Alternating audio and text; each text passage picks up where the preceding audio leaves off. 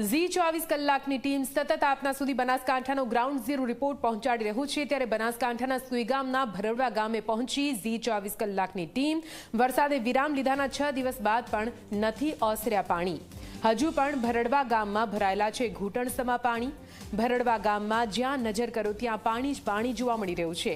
ગામના રસ્તાઓ પર જાણે કે નદીઓ વહેતી હોય તેવા દ્રશ્યો સામે આવ્યા। ટ્રેક્ટરમાં બેસીને ઝી 24 કલાકની ટીમ ભરડવા ગામે પહોંચી। હજુ પણ ગામમાં તંત્ર ન પહોંચ્યું હોવાનો ગ્રામજનોનો આક્ષેપ છે। ગ્રામજનોનું કહેવું છે કે જલ્દીથી તેમના સુધી સુવિધા પહોંચાડવામાં આવે। વીજળી પણ આ ગામમાં નથી। ભરડવા ગામમાં પીવાના પાણીની પણ મોટી મુશ્કેલી સર્જાઈ રહી છે।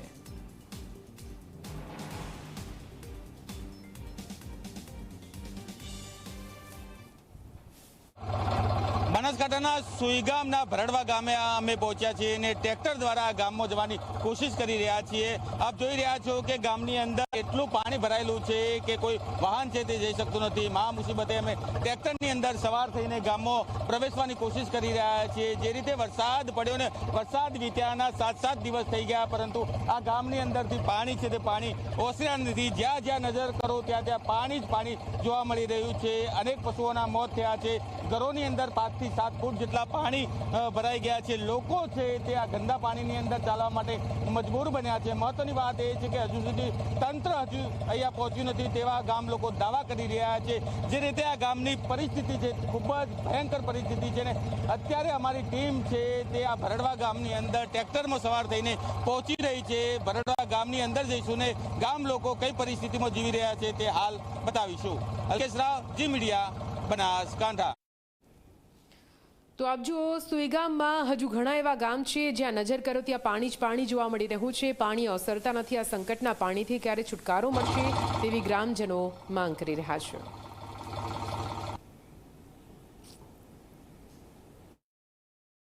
સુઈગામના અસરગ્રસ્ત ભરડવા ગામે અમારી ટીમ પહોંચી છે અને અત્યારે અમે ભરડવા ગામની પ્રાથમિક શાળામાં પહોંચ્યા છીએ। સામાન્ય રીતે આ શાળાની અંદર વિદ્યાર્થીઓ અભ્યાસ માટે આવતા હોય છે, પરંતુ આપ જોઈ રહ્યા છો કે અહીંયા જે લોકો છે તે લોકોને આશરો આપવામાં આવી રહ્યો છે।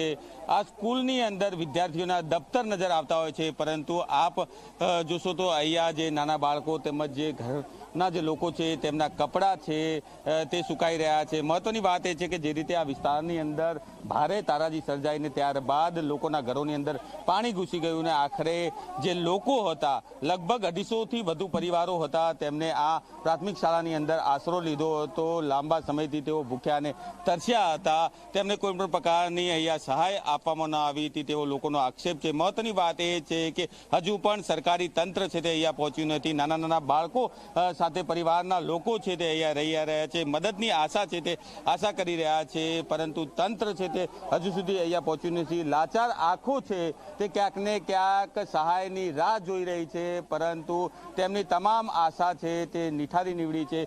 મહત્વની વાત એ છે કે જે રીતે ભરડવા ગામની અંદર હજુ પણ પાણી ભરાયેલા છે। આ જે લોકો છે તેમના ઘરોની અંદર પાણી ભરાય છે અને આ લોકો છે તે હજુ પણ કેટલાય દિવસો સુધી અહીં શાળાની અંદર રહેવા માટે મજબૂર બન્યા છે ને એક જ માંગ કરી રહ્યા છે કે કોઈ પણ રીતે સરકારી તંત્ર તેમની સાથે જોડે પહોંચે ને તેમને સહાય આપે, તેમને જમવાનું આપે, તેમને રાશનની કીટો આપે, જેના કારણે તેઓ પોતાના નાના બાળકો સાથે પોતાના પરિવારનું પેટ છે તે ભરી શકે। અલ્કેશ રાવ, જી મીડિયા, બનાસકાંઠા।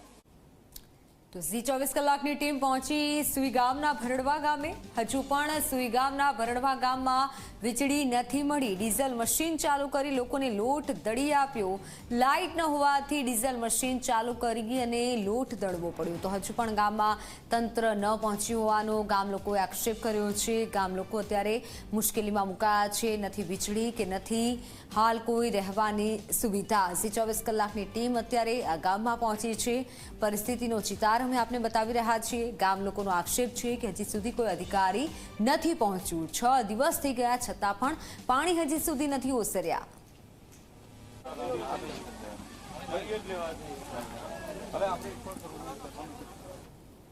સોઈ ગામના ભરડવા ગામે હજુ સુધી લાઇટ છે તે આવ્યું નથી ને આ લાઇટ ના આવવાના કારણે અનેક પરિવારના લોકો છે તેમના ઘરની અંદર લોટ છે તે ખૂટી ગયો છે, જેને લઈને ગામના સરપંચ દ્વારા અહીંયા એક દેશી જુગાડ કરવામાં આવ્યો છે. આપ જોઈ રહ્યા છો કે જે ઘંટી છે તે ઘંટીને અહીંયા રાખવામાં આવી છે અને જનરેટર દ્વારા ઘંટી છે તેને ચાલુ કરી દેવામાં આવી છે અને ગામના તમામ લોકો છે તેમને અહીંથી લોટ છે તે દળી આપવામાં આવી રહ્યો છે. મહત્વની વાત એ છે કે જે રીતે લાઇટ નથી ને લાઇટ વિના જે પરિવારના લોકો છે તે ભોજન કરી શકતા ન હતા અને આખરે સરપંચ દ્વારા અહીંયા એક દેશી જુગાડ કરવામાં આવી રહ્યો છે ને આ જે ઘંટી છે તે ઘંટી દ્વારા ગામના તમામ જે લોકો છે તેનું અનાજ છે તે દળી આપવામાં આવી રહ્યું છે ને જેને લઈને ગામના લોકો છે તે રાહત અનુભવી રહ્યા છે.